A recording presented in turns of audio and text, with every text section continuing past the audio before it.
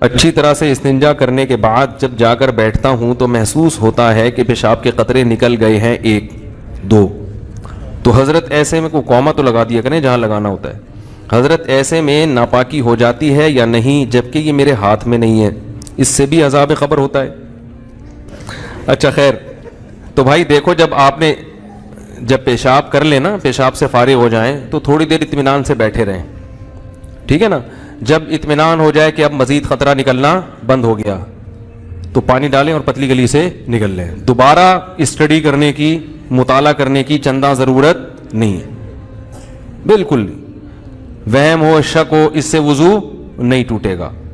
بلکہ شک دور کرنے کا جو سنت طریقہ ہے وہ یہ کہ اپنے ازار پہ تھوڑا سا پانی کی چھینٹیں مار لیں، شلوار پہ، تاکہ اگر تراوٹ نظر آئے، شیطان وسوسے میں ڈالے کہ یہ تو گیلا گیلا، تو آپ خود بولو بھائی یہ تو میں نے خود ترک کیا ہے. تو یہ وسوسہ دور کرنے کا اچھا طریقہ ہے.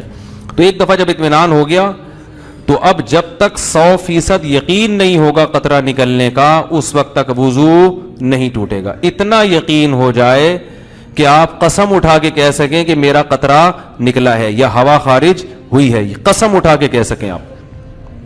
بعض دفعہ وہمی لوگ ہوتے ہیں نا، میں ان سے کہتا ہوں کہ تم قسم اٹھا سکتے ہو کہ قطرہ نکلا ہے؟ کہہ رہے بس سوچ کے بتاؤں گا کہ قسم اٹھا سکتا ہوں کہ نہیں. اس پہ بھی کنفیوز ہوتا ہے کہ قسم اٹھا سکتا ہوں کہ نہیں. تو میں نے کہا یہ اس کی علامت ہے کہ نہیں اٹھا سکتے، کیونکہ اتنا یقین ہوتا تو فوراً قسم اٹھاتے. دیکھو ابھی سورج نکلا ہوا ہے، فوراً قسم اٹھا کے ہم کہہ سکتے ہیں اللہ کی قسم سورج نکلا ہوا ہے. اس میں کنفیوز نہیں ہوتا انسان. تو جب تک اتنا یقین نہ ہو جائے کہ پیشاب کا قطرہ نکلا ہے یا ہوا خارج ہوئی ہے، اس وقت تک وضو آپ کا باقی رہے گا.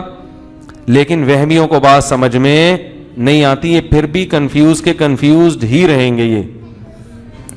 تو اللہ اس کے رسول نے جب ایک بات بتا دی ہے تو بھائی اس پہ یقین کر لو. بس چپکے سے نماز پڑھو. پھر شیطان کہنا کہ ہو سکتا ہے نکلا ہو، تو بولو نکلا ہوگا تو بھی اللہ قبول کر رہا ہے. ہم نے اللہ سے قبولوانی ہے. جب اللہ قبول کر رہا ہے تو ہمیں یہ سوچنے کی کیا ضرورت ہے کہ نکلا ہے کہ نہیں نکلا، جب اللہ ایسے ہی قبول کر رہا ہے. تو ایک دفعہ اطمینان ہو کہ قطرہ آنا بند ہو گیا، اس کے بعد پھر شک سے وضو نہیں ٹوٹے گا. ہاں بعض یہ جو نوجوان لڑکے ہیں یا کم عمر لڑکے ہیں، یہ پیشاب کرتے ہی اٹھ کے بھاگ جاتے ہیں. تو پیشاب کرنے کے کچھ وقت تک تو بہرحال تری نکلتی ہے، تو ایک دم سے بھاگ گئے تو اس سے شلوار بھی ناپاک ہوگی، وہ جگہ بھی ناپاک ہو جائے گی.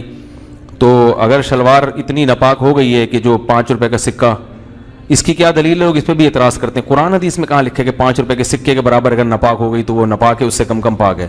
تو یہ بھی کسی وقت بتاؤں گا انشاءاللہ. اس پہ میرا ایک مناظرہ بھی ہوا ہے، ایک صاحب کہہ رہے تھے اس کی کیا دلیل ہے، تو آج تک پھر وہ دوبارہ الحمدللہ انہوں نے دلیل نہیں مانگی. 5 کا سکہ جو چھوٹا ہو گیا، صحیح کہہ رہے ہیں بھائی، وہ پرانا والا سکہ رائج الوقت نہیں، پرانا سکہ جو ہتھیلی کی گہرائی کے برابر. صحیح کیا آپ نے، اچھا ہوا لقمہ دے دیا آپ نے. جو پرانا والا سکہ تھا جو ہتھیلی کی گہرائی کے برابر ہوتا ہے نا، وہ سکہ، تو اس سے کم اگر نجاست لگی ہو تو وہ کیا ہے، کپڑے پاک رہیں گے. سمجھ میں آ رہی ہے بات؟ تو فوراً پیشاب کرتے ہی اٹھ کے بھاگ جانا ٹھیک نہیں ہے. پیشاب کرنے کے بعد تھوڑی دیر بیٹھیں، اطمینان کر لیں کہ اب تری آنا ختم ہو گئی ہے، تو بس اٹھ کے چلے جائیں. تو اور ختم ہو جاتی ہے تھوڑی دیر میں. اور اگر غور فکر میں لگے رہیں گے نا وہاں بیٹھ کے، تو قیامت تک ختم نہیں ہوگی، یہ بتا دوں میں. قیامت آ جائے گی، پولیس بلوانی پڑے گی آپ کو واش روم سے باہر نکالنے کے لیے. جو کیونکہ وہمیوں کا کوئی علاج نہیں ہے دنیا میں.